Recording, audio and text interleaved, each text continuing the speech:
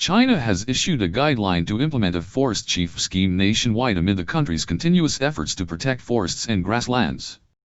It was issued by the General Offices of the Communist Party of China's Central Committee and the State Council and urged that the forest chief scheme will be rolled out nationwide by June 2022.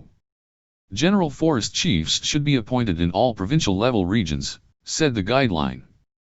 It clarified all levels of forest chiefs' responsibilities in protecting forest and grassland resources. Under the scheme, China will strengthen ecological protection and restoration of forests and grasslands, promote large-scale afforestation, and enhance monitoring and supervision for forest and grassland resources by utilizing modern information technologies.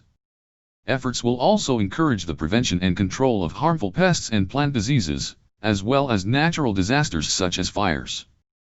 China started trials of the Forest Chief scheme in 2017, and so far up to 23 provincial regions, including Anhui, Jiangxi, and Chongqing, have already carried out the trial program, providing the foundation for nationwide implementation.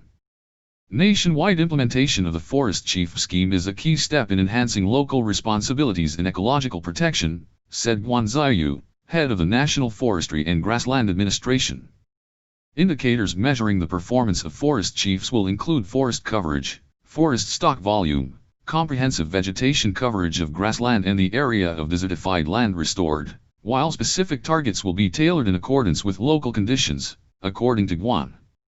He said he believes nationwide implementation of the scheme will help pool resources and strength to enhance the protection of China's forest and grassland resources.